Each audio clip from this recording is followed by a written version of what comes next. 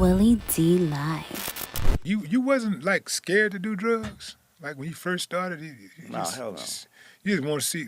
Did you do it just because you wanted to high? You wanted to prove to yourself that you could do it? Well, I had already been smoking weed because I was fucking selling weed, like fifth, sixth grade.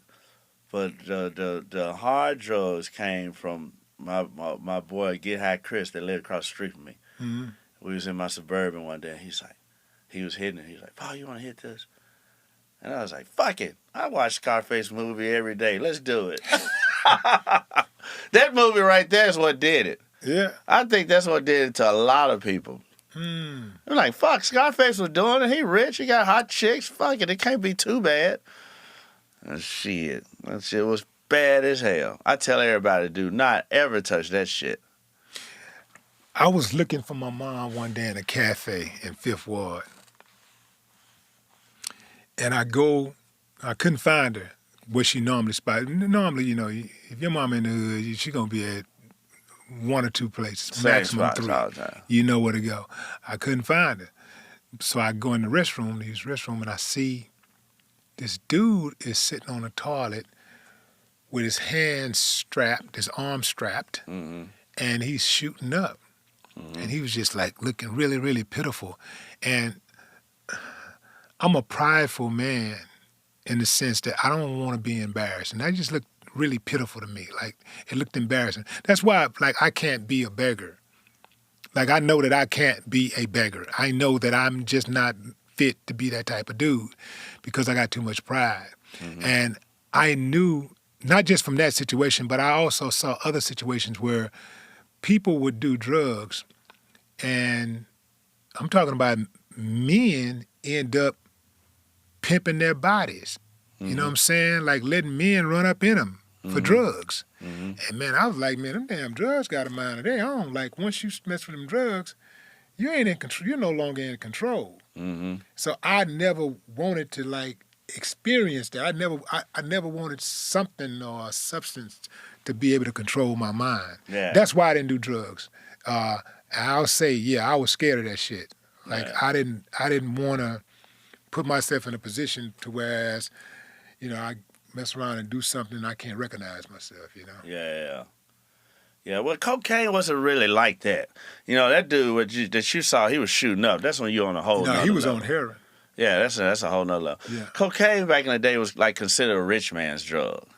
You know, it was like the drug that you got some girls over and you snort all line off her titties, some shit like that, and you just fucking getting high and having fun. And the next day you might wake up and be like, I don't ever want to see cocaine a day in my life.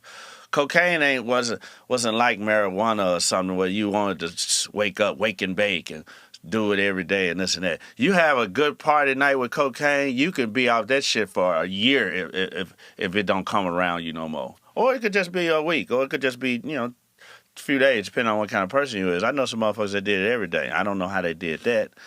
But back in those days when I did it, I didn't do it like every day. I didn't do it every day except that one time I told you I had that little 4-day run on it when I first got my own house and all that shit, and me and Coop was living together. We was wild and writing the albums. But other than that, man, it was sometime I would have a good night with it, and then I probably wouldn't do it for months. And then it started going into years. And then I just got away from it all the way around. But it was more like a party drug, you know. So it's kind of like when people that do it, they doing it because it's just what people are doing. Like you go to a bar, you drink. Yeah. So you go to a mansion in Hollywood and there's hot girls all over the place. And, you know, some motherfuckers in the bathroom got some blow. And they be like, hey, you want to hit the blow? And you be like, yeah, fuck it. This and that. You're just in there with some hot girls and you're just in the bathroom or whatever, or in a little bedroom to the side. And girls in there just doing it. And they hand it to you, you do it. And take a drink and fucking, you know what I'm saying?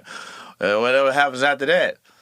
But then, you know, after a while, you know, you start feeling, if you get a hold of some bad shit, and that's way before fentanyl, you get a hold of some shit that's cut too much or this and that, and you wake up the next day and your nose all stopped up and you blowing your nose trying to get this shit up out of you and your head hurt.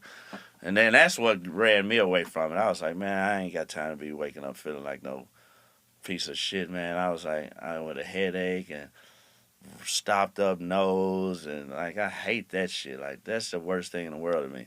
So that's what ran me away from it. And thank God it did before it got into the serious shit. Yeah. Cause I'd probably be just like Boo if I didn't stop, long ago. If you stopped doing music, entertainment, period. If you removed yourself totally from entertainment, somebody like you who has to stay busy, who's constantly coming up with new ideas and have to entertain yourself, like what type of business venture would you go into? It'll be what I do now. It'll be the real estate. Okay. I do that more. I do that on a daily basis. I actually do that more than I do music. Now with music, I do paperwork and shit like that every day. You know what I'm saying? But I don't physically do music every day. I might make a song twice a month. You know what I'm saying? Or 3 or 4 times a month, if that. You know what I'm saying? I don't make songs that much. I make beats a lot. I like to make beats. But even still with a beat, I might go a whole month without making a beat, and then I might go in there in 1 week or 1 day, turn around 3, 4 beats or whatever. But real estate, that shit is a full-time job every day. I'm sitting right now in my room, I was ordering tubs for a fucking property of mine and going through tiles, going to different spots looking for a new tile. I've been looking for this blue hexagon tile that I can't find no fucking where, the right one rather. And the small one or the large? I'm looking for the 4-inch hexagon. Okay. 4 or 5 inch. I think it's a 4-inch. And I'm talking to different guys. I'm trying to find the best guy to do my fireplaces or the best guy to do this and this. Because I own 18 properties. I'm always buying a lot of properties, and I fix them up and I rent them out. A lot of everybody that know me know that. And my fans, they've seen me talk about this a million times on other podcasts and all that. Because I grew up watching my dad do that. Okay, that's what I didn't mention. So outside of my dad having a pest control company, he also bought and rented out properties. But the difference between me and him is I have people that property manage it for me. But I'm still on my bigger high-end properties, like my $1 million properties, not the smaller ones. But my $1 million properties, I'm hands-on with the decoration and all of that. With the smaller rental properties, I don't, I'm not. I got a guy that's really good for that. But my dad, he did all that himself. So I'd be a little kid on the ground playing with my little Tonka toys and shit, and my dad in there fucking under the sink doing plumbing and doing us and laying carpet or whatever the fuck. He was doing a lot of that shit himself because he didn't have a property manager. He was dealing with motherfuckers that was late for their rent and didn't want paying all that himself. So that rubbed off on me as well. So that's 100% what I would be doing. That's what I would end up doing. When I said fuck music, I would still end up doing properties. That's how I saw John Amos on HGTV because I'm always watching it. Yeah. Yeah, that's one of the things that I've been doing for a long time is investing in real estate. But when it comes to that, the thing that irks me the most about it, and I would do it a lot more often if it wasn't for bad contractors. What's your level of, what's your experience with dealing with contractors? Well, I'm going to tell you what I do with the contractors because I've had that situation too. But my brother, shout out to my play brother Steve in Hollywood. We came up with a plan because we bought some desert houses and shit that we Airbnb. And we came up with a plan. Oh, shout out to my realtor too. We came up with a plan. My realtor gave me this plan. And that's become your own contractor. If you become your own contractor, he told me this. He was like, he said, Paul, if you got some extra time, if you got time to go to one of your new properties at least 3-4 times a week, be your own contractor, I guarantee you'll save $30,000 to $40,000. And I said, man, I'm down to do that. So what I did was, instead of hiring a contractor, they go out and hire all these different guys and tack on his shit. I just became that contractor, and I just hired all these people myself. It takes longer to do. Yeah. It takes longer to do, but you know you're gonna get exactly what you want. You can make your own deals. You can use friends here, friends there. I don't recommend that, but you know, here and there you might have one that's cool. I got a brother that paint. You know, I might fly my brother and let him paint a room or two and stay at the house while he doing it, because I trust him to do that. You know, my whole family do that for him. So that's the advice I would give. If you got a little extra time, then just do it. Be your own contractor. Because with the internet these days, you can do that. It ain't like back in the day, or you scrolling through Yellow Pages. Most of the time when you're doing that anyway, you pretty much acting as a subcontractor anyway, because you're standing over these people, making sure they do the work the right way. Yeah. So if you know what work needs to be done and you have some basic knowledge of how that work needs to be done, then you know you can actually be your own contractor. But you got to be careful when it comes to things like plumbing and electricity. You got to know what to look for, like certain things that needs to be done. For example, like hardy board, you got to know that you need to have hardy board on a particular surface if you're going to have water, or you're going to have, in my case, fire.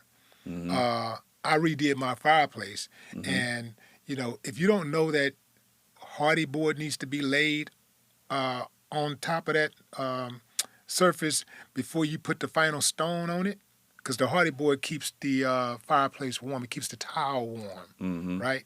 So if you don't know that, you don't know what to look for, and you hire the wrong person, and they don't do that, you could have some major issues. So as long as you have basic knowledge of what needs to be done, and you got the time, for me, it saved me a lot of money, but more than the money, the headache.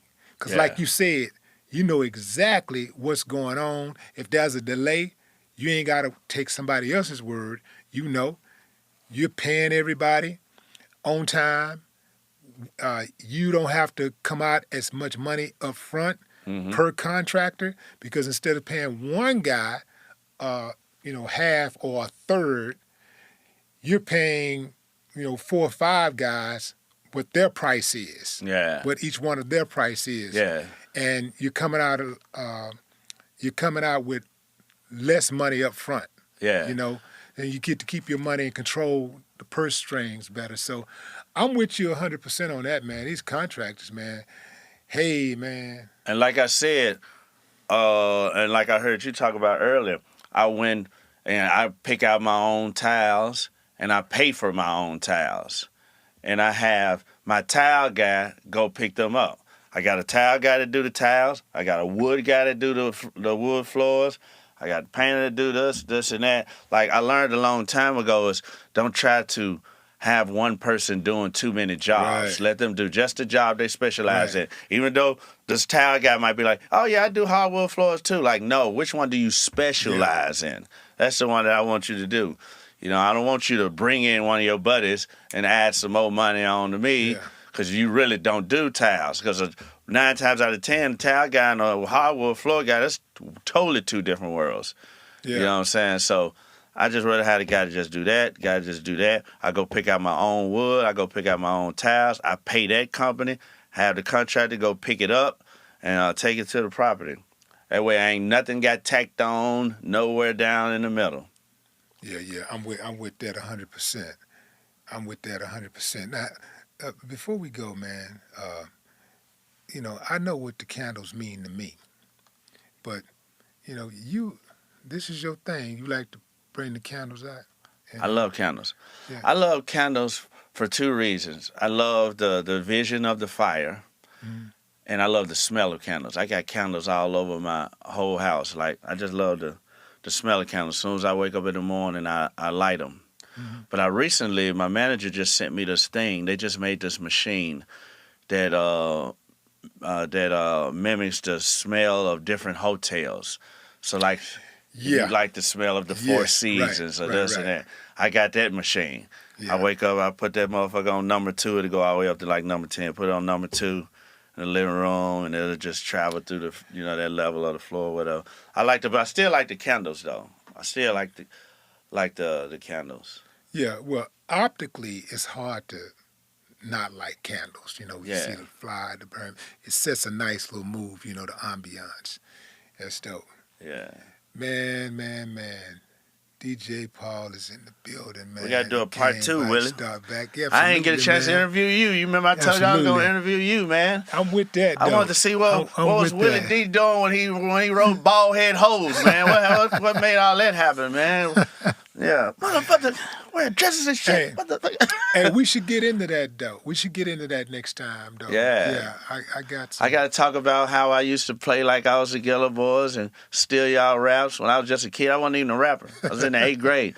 And I'd be like, I rap. And they'd be like, you do? And I'd be like, yeah, I can rap. I started small town, dope gang, cocaine, put your right. They'd be like, man, this dude is good. Because my brother was in the gang. My brother was in the dope gang. He went to the feds.